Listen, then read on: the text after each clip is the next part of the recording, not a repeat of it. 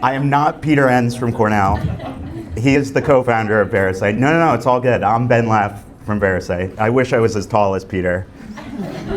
And he wishes he has my hair. And that's why we make a great team. It's great to be here. Love that we had great presentations to outline ideal definitions of synthetic sampling. So I'll pass over all of that. First, just why we study all of this. So we have the obvious reason of it being fascinating research. But I'll be honest, I'm also petrified, is this gonna take all of our jobs? Is APOR gonna look differently in the future? So that also started our team looking into this topic. Sort of, are we missing something? And then lastly, our clients are asking about it, and it's being sold to our clients, whether we like it or not. And if we're in academia or if we're in media, our readers are seeing this information out there in the world. And it's just important that we understand it and have a perspective on it. So it's just everywhere, and I think the velocity of us seeing synthetic data out in the world is going to increase. So it's important as researchers that we understand what's going on. So here's a brief evolution of our research. So first, step one, let's just ask ChatGPT, call an LLM, very basic, give it the demographics of the people in our poll. So that's the early research we did, probably about 9 months ago at this point. People rightfully pointed out, Ben, Peter, Elliot, you work for a survey research company. You're obviously strawmanning this, making it too simple. So okay, you're right. What if we improve the prompt? So we use state-of-the-art prompting, and we give the LLM more data. So we used what's called chain of thought reasoning, added a lot of additional survey data, and in this case, even added voter file information about the respondents and gave that to the LLM. Then we said, why don't we evaluate it across topics? We come from the sort of political world. What if we also look at it across market research topics, other behavioral type topics? And then we still got even more pushback. You're still being too simple. So we said, fine, we'll spend a lot of money on tokens. We'll rack up a big bill. What if we build a whole data pipeline with the latest prompting techniques? And that's some of the latest work we did, which we'll spend a lot of the time on today. So first, study one, let's just ask ChatGPT.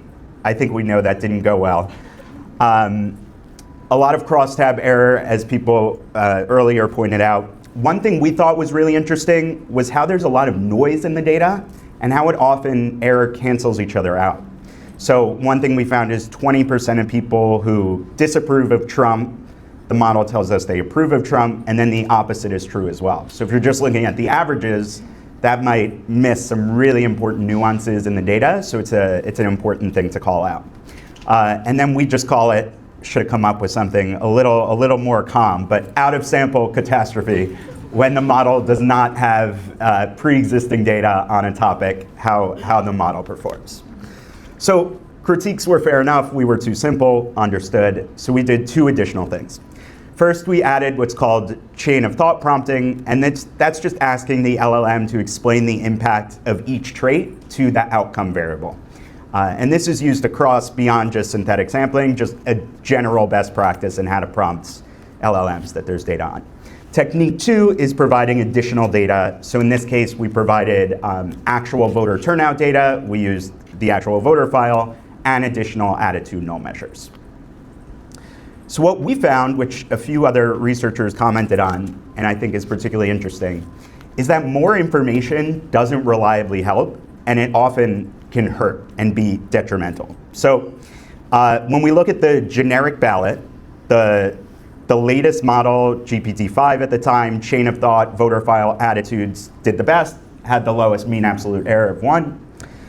But then when we looked at other questions, like just general Trump approval, the simplest model, the just asking ChatGPT version, actually performed the best. So why this is so interesting as researchers is that, and Andrew commented on this, the default assumption that, oh, if a new model comes out, performance is going to improve, or if we just give the model more information, the model is going to do better, actually does not stand the test in the data. So we thought that was of particular note and particular interest. So next we said, what if we expand it beyond political questions?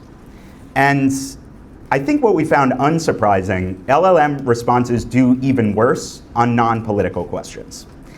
And we hypothesized this for two reasons. First, we think there's a very strong correlation in political measures when the model has partisanship.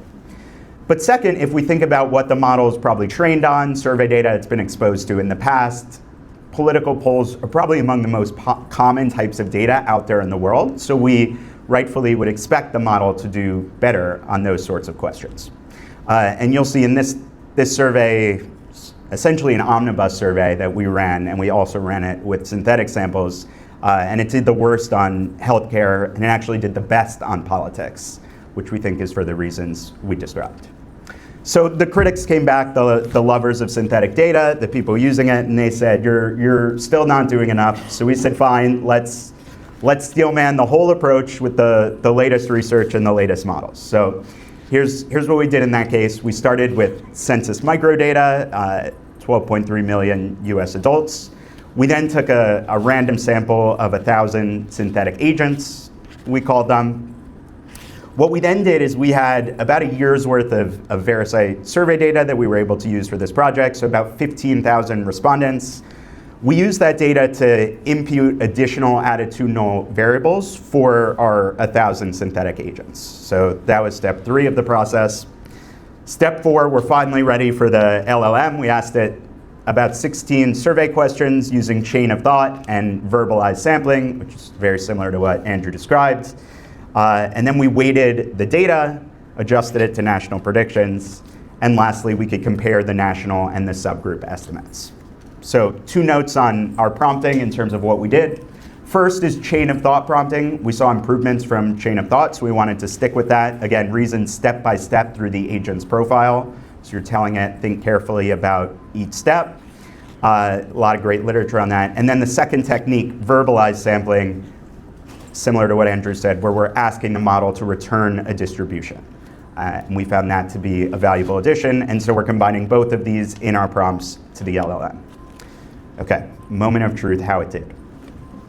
So we can read this in a variety of ways. If you're the believer in synthetic data, what you're probably going to point out is look at how well it did on the generic ballot, predicting how people are likely to vote in this upcoming election. It's within the margin of error. I'm thrilled, synthetic sampling is amazing. That's what the believers would say. If you look at it as a whole, the overall margin of error is about 6.6 points, median's about 5.7 points. And it's really hard to tell. There are no clear patterns of where the LLM outperforms what we would expect or where the LLM underperforms what we would expect. So this makes it really problematic from a prediction standpoint to know where do we think our question's going to land on the distribution. So we then looked at it across different demographic subgroups. And one thing that was surprising about this approach is in our earlier research, the subgroups had larger error. Here we saw similar rates of error, which to us was surprising. And we think it's a function of some of the improved prompting, the additional imputation that the model was trained on. Again, the error is still way too high for us to use this instead of polling, but we thought it was interesting that we didn't see as much differences in terms of the subgroup errors. So now to summarize this into the learnings from our research to date. So first, I do think it's fair to say that synthetic sampling might have a narrow use case. On core partisan measurement, generic ballot, Trump approval, vote likelihood, the results are essentially the same as if you ran a poll and took the margin of error. It's within that mean absolute error, and it's important to acknowledge that that's the case. And it's also important to acknowledge that when the proponents of synthetic data are talking about it, they might be talking about the use cases where it is within that margin of error. However, the second key learning is that there are real structural factors that prevent accuracy. Some are just the model is not going to have enough information to be trained on. We're in the survey business trying to predict people's opinions of the future, and the model is going to be trained based on historic data. It's also the case that a lot of the error was about half the error was from our imputations of people's actual attitudes. So there's significant benefits if we can reduce the error in that imputation step of the model. And lastly, what we'll say is we think we're approaching the ceiling, at least of the current methods we used, which we'll call the demographic STEM methods. There are a lot of additional improvements that can be made. New models coming out all the time, new sampling techniques, additional gains might come from if the world model gets better. I mentioned that imputation error accounts for about half of our mean absolute error, so that's important to acknowledge, and substantial rooms for improvement there. So overall, where that leads us, we're pretty happy to be a human data company. We're gonna stick with it. We're very happy to be a human data company. We consider synthetic samples predictions, not measurements of public opinion. And us in the APOR community, we're really gonna be at the forefront of these conversations. Whether we believe it or not, we're gonna be asked about it. And so I love that we're having this conversation today. Thank you.